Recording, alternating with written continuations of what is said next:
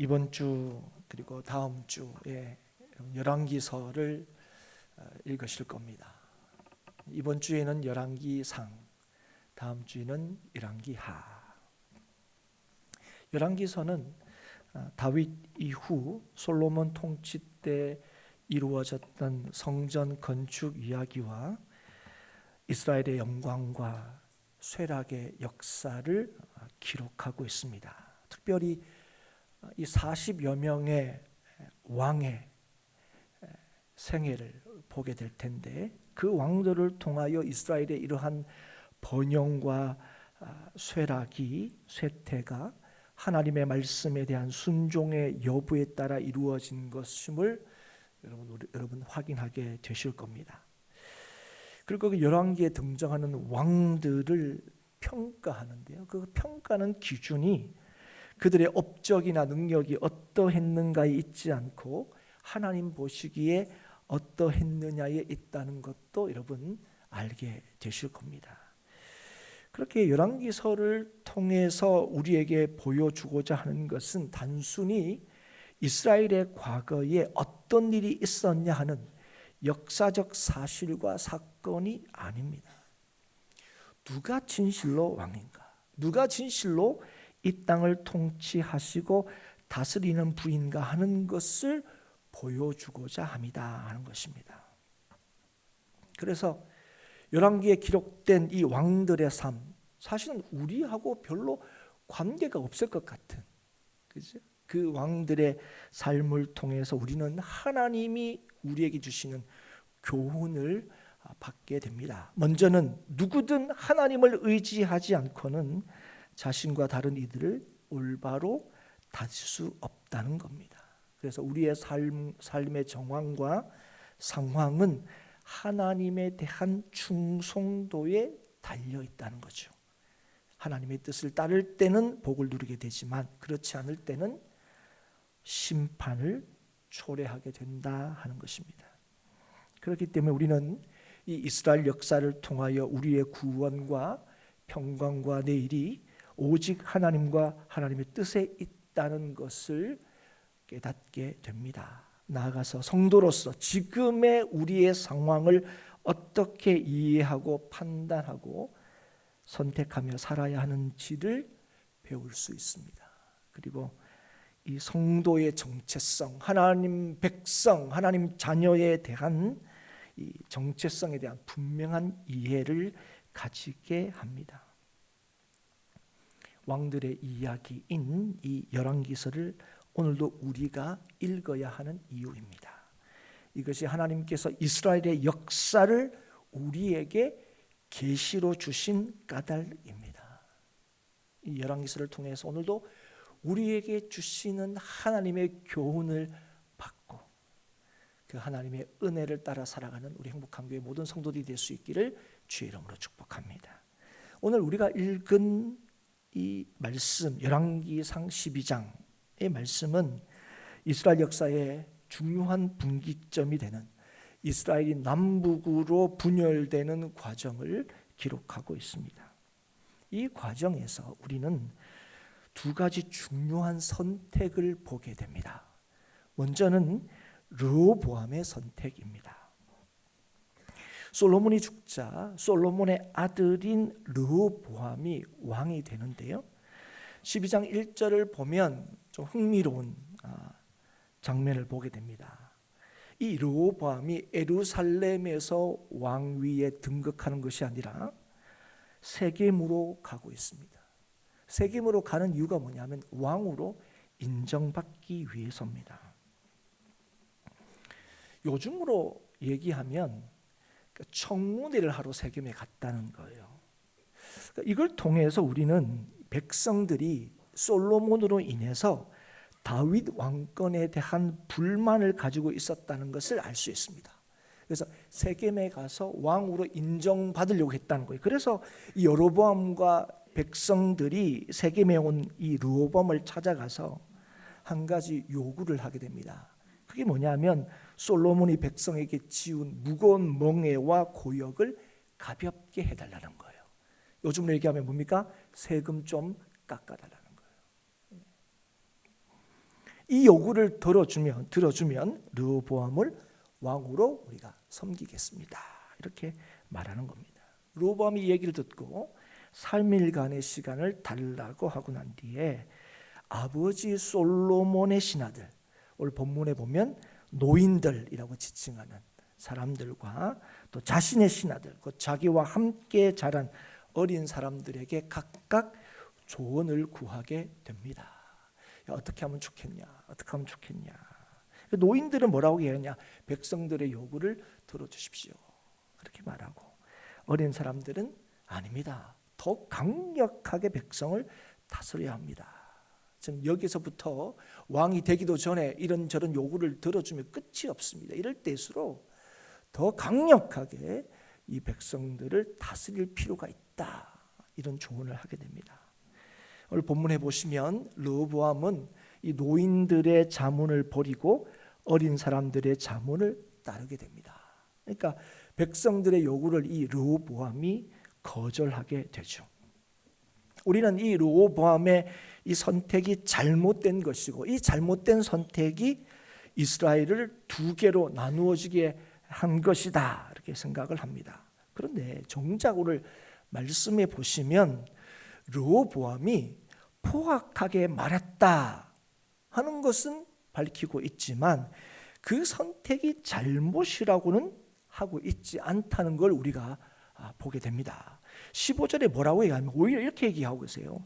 왕이 이같이 말을 듣지 아니하였으니 이 일은 여호와께로 말미암아 난 것이라. 여호와께서 전에 실로 사람 아히야로 느밧의 아들 여로보암에게 하신 말씀을 이루게 하심이라. 이렇게 말씀하고 있습니다. 그러니까 이게 뭐냐? 여호와께서 그렇게 하셨다는 거예요. 여러분, 우리가 이걸 어떻게 이해해야 할까요? 여호와께서 하셨다는 건 뭘 뜻할까요? 이게 여호와께서 하신 일이라면 그럼 르호보암의 잘못은 없는 겁니까? 여러분, 우리도 이 르호보암처럼 여러 선택의 기로에 서 있을 때가 많습니다. 그런데 여러분, 우리가 누구든지 어떤 선택을 할 때에 여러분 망하려고 하는 선택은 없습니다. 잘못되려고, 안 되려고, 인생 포기한 사람이 아니면 여러분 우리가 좀 잘 살아보려고 한다면 오늘 르호보암처럼 이제 왕이 돼서 좀 멋진 왕이 되고자 한다면 여러분 그 선택이 어떤 선택이었겠습니까? 더 잘 되려고 하는 선택이었겠지요. 우리도 마찬가지입니다. 우리가 어떤 선택을 할 때는 언제나 더 나은 선택을 하려고 할 것입니다. 최선을 택하려고 하고 그게 안 되면 뭐요? 차선이라도 택하려 할 것입니다. 이 르호보암의 선택도 마찬가지라는 거죠.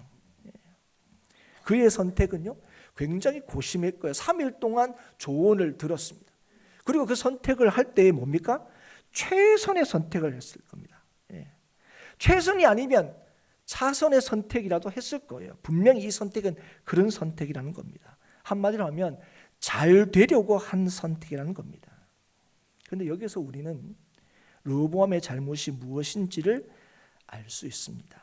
그의 잘못은요 원로들의 조언을 버린 것도 아니고 젊은 신하들의 조언을 들은 것도 아니라는 거예요. 그의 잘못은 어디 있느냐? 하나님의 뜻이 무엇인지를 묻지 않은 데 있다는 겁니다. 여러분, 표면적으로 또 결과적으로는요 원로들의 조언을 따르지 않는 것이 잘못된 선택이라고 보이지만 진실로 잘못된 것은 하나님 앞에 무릎 꿇지 않았다는 것입니다. 하나님께 묻지 않았다는 것입니다. 다시 말하면 하나님의 말씀과 뜻을 우선하고 그것을 가장 중요하게 생각하지 않았다는 것입니다. 둘 중에 뭐가 나한테 최선일까만 생각했다는 거예요. 주님의 뜻이 이루어지는 것이 진실로 이스라엘과 자신을 위한 것임을 인정하지 않았다는 겁니다. 여호와께서 아히야를 통해서 여로보암에게 하신 말씀을 이루려 하기 위함이다. 이 일이 원로들의 조언을 버리고 젊은 신하들의 조언을 받아들인 이 일은 아히야를 통해서 여로보암에게 하신 하나님의 말씀을 이루기 위한 것이다. 이렇게 말씀하고 있는데 이 말씀이 11장 26절 이후에 기록되어 있습니다. 그 말씀의 요지는 뭐냐면 솔로몬이 하나님을 버리고 하나님의 명령과 법도를 지키지 않음으로 인해서 하나님께서 솔로몬의 아들에게서 나라를 빼앗아서 여로보암에게 주겠다 하는 것이 이 말씀의 요지입니다. 그런데 이 일이 여로보암에게 말씀하신 건데 이 일이 솔로몬에게도 알려졌습니다. 이걸 알게 됐습니다. 솔로몬이. 이 일을 알게 된 솔로몬이 행한 일이 뭔지 아십니까? 여로보암을 죽이려고 했다는 거예요. 어디서 많이 본, 그죠? 뭔가 기시감이 있는 장면이죠. 어디서 우리가 비슷한 일을 봤습니까? 사울 왕이 다윗이 기름 부음 받았다는 사실을 알고 난 뒤에 뭐 했습니까? 다윗을 죽이려고 했죠. 여러분, 하나님이 기름 부으셨다 하는 것은 자기 다음으로 왕이 된다는 건데 사울은 누가 왕이 되기를 원했습니까? 자기의 아들들이 왕이 되기를 원했습니다. 그런데 하나님이 다윗을 택하시고 기름 부었다. 이럴 때 뭐 했다고요? 그 다윗만 죽으면 된다라고 생각하는 거죠. 그래서 이 솔로몬의 이 행동은 사울이 행한 것과 같은 선택이라는 겁니다. 위험 요소만 제거하면 된다고 생각한 것입니다. 이 일을 알게 하신 이유가 무엇입니까? 돌이키게 하셔서 회개하도록 하시기 위함입니다. 그런데 지금 이 솔로몬도 그랬고 사울도 그랬고 뭐합니까? 위험 요소를 제거하려고 하는 거예요. 그러면 위험이 없어질 거라고 생각하는 거죠. 사랑하는 여러분, 그러나 진실로 위험한 것은요, 더 옳은 선택을 하지 못한 것이 아니라 하나님을 찾지 않고 하나님께 구하지 않고 그래서 하나님의 뜻대로 행하지 않는 것, 이게 진실로 우리의 인생의 위험이란 사실을 깨닫고 기억할 수 있기를 주의 이름으로 축복합니다. 우리가 하나님 앞에 엎드리고 무릎 꿇지 않으면, 하나님을 찾고 구하지 않으면, 하나님의 뜻이 이루어지기를 간절히 바라지 않으면 우리가 무엇을 선택한다 할지라도 그 선택은 옳은 결정일 수 없습니다. 르호보암의 선택의 잘못은 이 일이 하나님께로 난 것임을 인정하지 않은 데 있습니다. 그래서 아버지 솔로몬과 같은 선택을 하는 겁니다. 위험 요소를 제거하는 거죠. 하나님께서 이를 통하여 르호보암을 돌이키시고 하나님께 순종하기 위하여 행하신 일임에도 그는 회개하지 않고 자신에게 주어진 권한을 더 강력하게 행사함으로 이 위험 요소를 제거하려고 했다는 겁니다. 또 하나의 선택은 이스라엘 백성의 선택입니다. 이스라엘 백성은 르호보암에게 찾아가가지고 르호보암이 자신들의 요구를 들어주면 당신을 왕으로 섬기겠다 이렇게 얘기합니다. 그런데 르호보암이 자신들의 요구를 들어주지 않게 되자 이제 뭐합니까? 르호보암을 왕으로 인정하지 않겠다 선언합니다. 여러분, 이 선택은요 매우 정당하게 보입니다. 그리고 당연한 수순처럼 보입니다. 우리 요구 들어주면 왕으로 삼을 거고 인정할 거고, 안 들어주면 왕으로 인정하지 않을 겁니다. 근데 안 들어줬으니까 너 왕 아니야, 왕으로 인정할 수 없어 얘기하는 건요 너무 자연스러운 수순처럼 보입니다. 하지만 백성들도 잘못된 선택을 한 겁니다. 그런데 그들의 선택의 잘못은 단순히 르호보암을 왕으로 인정하지 않고 거절한 것이 아닙니다. 그들의 잘못은 뭐냐? 하나님의 언약과 말씀을 아무렇지도 않게 생각하고 부정한 것에 있다는 거예요. 그래서 16절 상반절에 온 이스라엘이 자기들의 말을 왕이 듣지 아니함을 보고 왕에게 대답하여 이르되 우리가 다윗과 무슨 관계가 있느냐? 사랑하는 여러분, 하나님께서 이스라엘을 하나님의 백성으로 삼으셨습니다. 거기에는 이스라엘의 어떠함이 관여하지 않습니다. 그들이 다른 민족보다 강해서도 아니고 많아서도 아닙니다. 하나님의 철저한 은혜와 주권으로 이스라엘을 하나님의 백성으로 삼으셨습니다. 그리고 이스라엘 왕은 하나님께서 세우십니다. 특별히 다윗 이후에 세워지는 왕은 하나님께서 다윗과 맺은 언약을 따라 세우신다고 분명히 말씀하셨습니다. 그런데 이 이스라엘 백성들은 지금 하나님의 언약은 안중에도 없습니다. 그런데 그들이 하나님의 언약을 아무렇지도 않게 생각한 결정적인 이유가 어디에 있습니까? 자기들의 말을 왕이 듣지 아니함을 보고 이렇게 결정했다고 하는 거예요. 여러분, 이 이스라엘 백성들의 요구가 불합리합니까? 과도합니까? 여러분, 우리가 성실하면 그렇지 않은 것 같아요. 여러분, 어쩌면 정당한 요구일 수도 있습니다.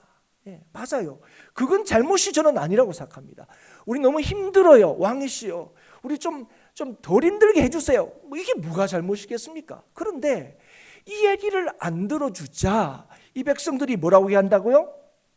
그러면 당신 우리 왕이 아닙니다고 얘기한 거예요. 그런데 르호보암에 대해서 그렇게 결정한 것 자체가 잘못된 것이 아니라 지금 이들이 뭘 지금 파기하고 잊어버리고 있는 거죠? 하나님의 언약입니다. 하나님 말씀입니다. 자기들 입장에서는 이건 최선일 수 있습니다. 바른 선택일 수 있습니다. 그리고 우리가 볼 때는 충분히 공감도 됩니다. 그런데 지금 자기들의 입장에서 이 일들을 결정하고 있다는 거예요.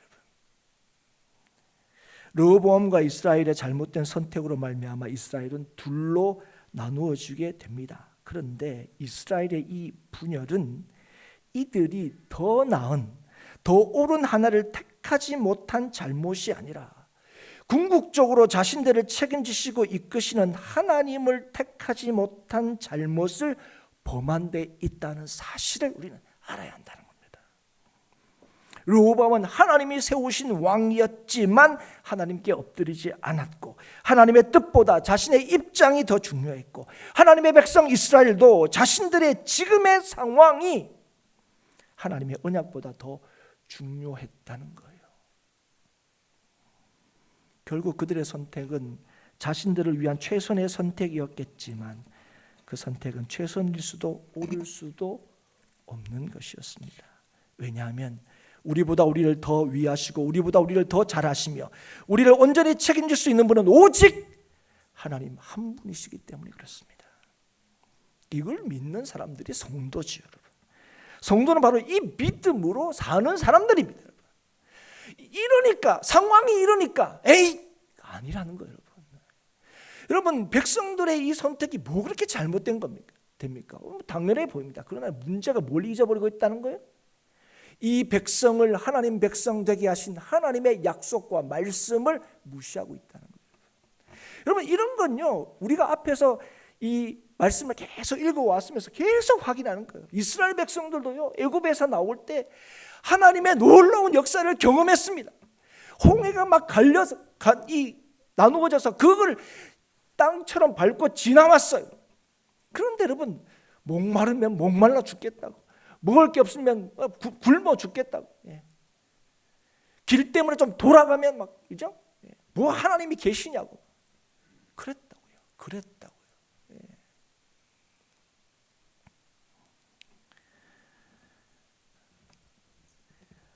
여러분, 르호보암이 이후에 하는 선택과 결정들은요 여전히 그에게는 최선이었을 겁니다. 하지만 그 결정들을 보면 여전히 자신의 입장과 자신의 생각과 뜻에 근거한 선택과 결정이었다는 것을 우리가 볼 수 있습니다.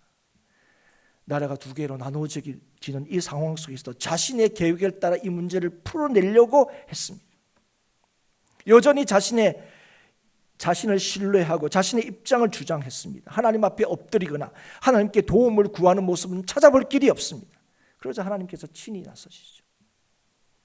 하나님 사람 서마야를 통해서 얘기하십니다. 이 일은 나로 말미암아 난 것이다. 그래서 그 전쟁을 막으시고 이스라엘을 둘이 되게 하십니다.